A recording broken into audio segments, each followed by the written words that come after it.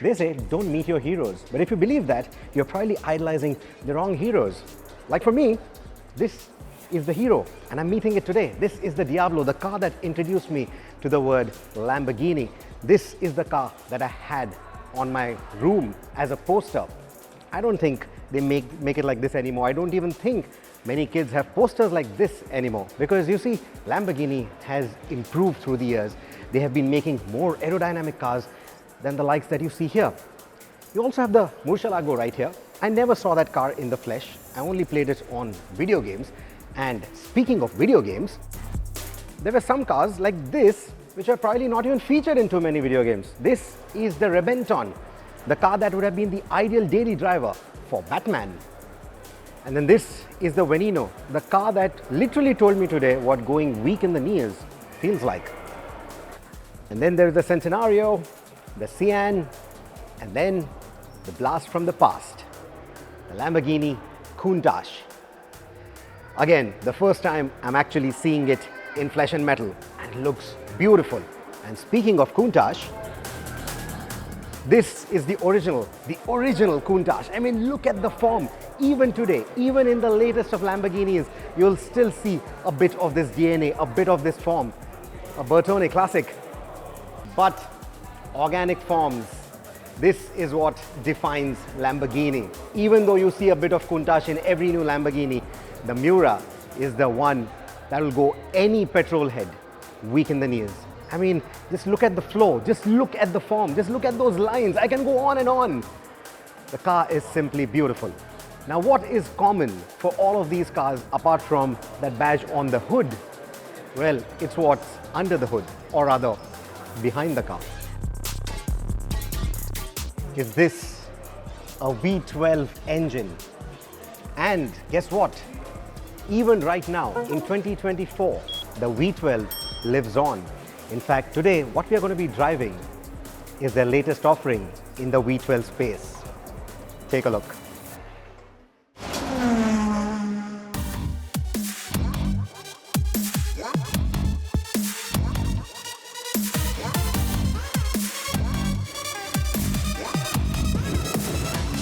It not only lives on, it's a new generation of it. Ah, listen to that. Just listen to that. You know, I was worried with the green nannies controlling everything that's coming out of those pipes these days. You know, CO2 emissions, soundtrack, emotions, crackles and pops. I thought it's going to go missing. But I'm happy to report, even in 2024, this car sounds brilliant. You know, Lamborghini is doing a favor to the onlookers. They haven't bothered putting a cover on top of that engine, so the onlookers can ogle at the magnificence of that V12. And then, on the move, the onlookers can not only hear the amazing exhaust note, they can also hear all the mechanical symphony. It was something that was only saved for the driver, for the occupants of the car in the previous iterations. Here, even the entire world can listen, not just the engine, but also all the mechanical sounds that are associated with it. In fact, the car actually sounds much louder on the outside than on the inside. I don't know what do you think about that, but essentially, it's just spreading happiness wherever it's going. That's the way I look at it. Honestly, it will not even wake up the neighborhood all the time, because more often than not, the Revuelto starts off in a pure EV mode. No, don't rewind. I did say pure EV mode because you see, there is actually a battery. And then once you're out of the town, or if you want to wake your neighbors and the neighborhood anyway,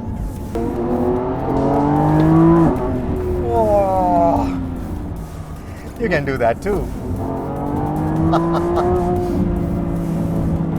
And boy, the way it wakes up from that EV mode, it's like, you know, it's a bit of a disagreement, a disgruntled engine that, wow, you were driving in EV mode all this while? let me remind you what petrol feels like, and it wakes up with that growl. Oh, that feeling. Oh my God, that feeling is something that you need to experience from inside the cabin, preferably from behind the wheel. It can take you aback. Happened to me. You don't need a wind tunnel to know that this car is a typical Lamborghini. The slippery shape right from the head to the toe is evident the moment you look at the car. Of course, it's not as radical, it's not as menacing to look at like some of the previous Lamborghinis, but all those design details borrowed from the design language established by the Terzo Millennio, it stands out so nicely, especially these lights. It's got a very refined face to it, but at the same time, it reminds you it's still a Lamborghini. There's still a lot of power in that engine. Being the flagship Lamborghini, of course, there is a mix of tradition and innovation. Some of the sharp lines that you see converging to the face, some of it is, of course, tradition to ensure that even from a distance, silhouette, front, whatever angle you look at it from, it still comes across as a typical Lamborghini. So some of that is tradition, but a lot more is to do with function. Like all these vents that you see here, they are cooling the engine. They are feeding air to the engine, not just for the intake, but also for cooling it down. It's a beast after all. Then you have vents on the top. In fact, the engine is exposed, right? We mentioned. And again, a bit of that tradition also follows with this, the scissor doors. Like I've said before, if it ain't got scissor doors, it's not the right Lamborghini. Opening the scissor doors reveals a carbon fiber tub forming the passenger cell, an evolution of the Aventador, but 10% lighter and with improved torsional rigidity. The entire frontal structure, including the impact zones, are now fully carbon fiber too, replacing the aluminum elements. It contributes to a 20% weight reduction at the front and compensates for the 2 electric motors at the front wheels, while maintaining similar levels of crash safety protection. You see, with the Aventador, it was sort of imperative that you also buy something like, say, an Audi Q7, not because of the Audi-Lamborghini connection, but because there's simply no space in the Aventador apart from you and your co-passenger. Your bags, golf bags, even biscuits and water bottles had no space in there. You always needed another car to carry it for you wherever you went. They fixed that with the new one. There is in fact space. There's a frunk there to keep your kid's school bag, maybe a small bag, even go to the shops and do your grocery shopping. So in that sense, it's a lot more practical now.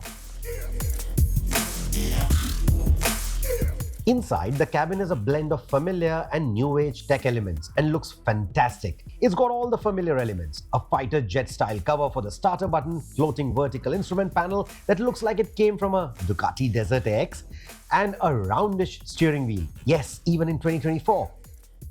With rotary switches and knobs to cycle through various modes and functions. Then there are the new age features. There's a slim passenger screen so you don't have to do the old neck twist to check the speed. The Revuelto looks fast even when parked, and the view of the V12 banks in your rearview mirrors always adds to the sense of drama. Speaking of speed and drama, the new V12 is lighter than the Aventador's engine. So you may have noticed that usually when there is a new model that Lamborghini launches, especially in its sports car realm, not so much the Urus, etc., but they will always add numericals towards the end, right? For example, when the Aventador came out, LP700-4, which loosely translates to a longitudinally mounted engine at the back, posterior, putting out close to 700 PS with all-wheel drive. Those kind of prefixes, suffixes, nomenclatures, it's not there on the Revuelto. The Revuelto only has Revuelto written on the side with 2 horns, of course. So why is that? Because in theory, the power figures, the power output that you're playing with keeps changing. So why have they done that? That's because there is an engine and there are 3 electric motors. So you have a power output of between 800 PS to over 1000 PS when those electric motors come into play. It's a hybrid system. So the combined output is 1015 PS to be exact.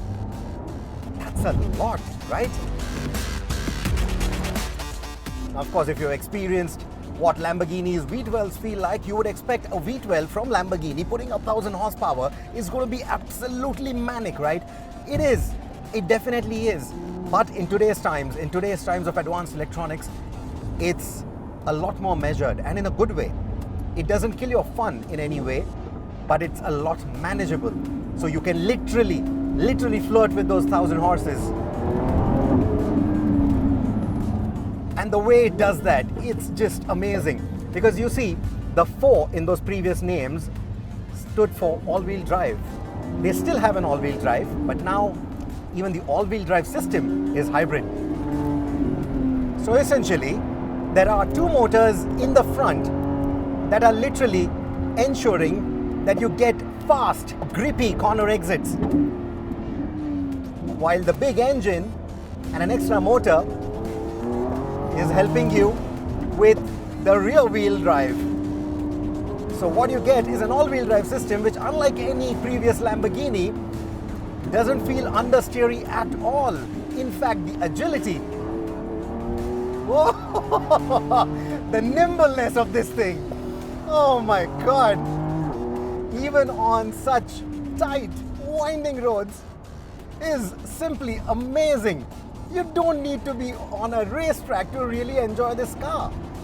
Okay, let's be honest, Lamborghinis, they're great on the racetrack, but at the same time, Lamborghinis have never been about chasing lap times, about improving each and every millisecond, right? They've always been about that driving fun. So here, that driving fun is enhanced a lot more. And whether you take it to the track or enjoy it around winding roads, which is going to be most of the life for this car, you are going to have a blast. Oh my God, this is a riot. This thing is a riot. They've even improved the steering system compared to the Aventador. It feels a lot more responsive. Remember again, there are motors in the front which have a bearing on how the steering feels. So irrespective of whatever driving mode you are in, the steering feels ultra responsive and never overwhelming. The other favor that Lamborghini has done to the onlookers, this time maybe for people following the Revuelto in their car, is they place the exhaust much higher. You can literally see the valves opening. That's if you can keep up.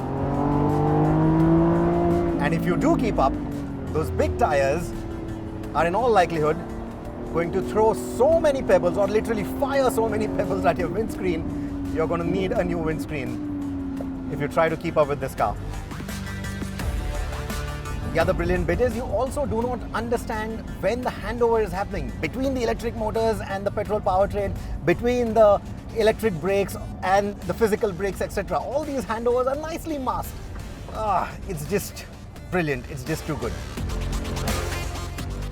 Now, the Aventador also felt heavy. There was always that V12 pushing you from the back. You could feel that momentum, especially when braking from high triple-digit speeds, going fast into corners. You could feel all that weight.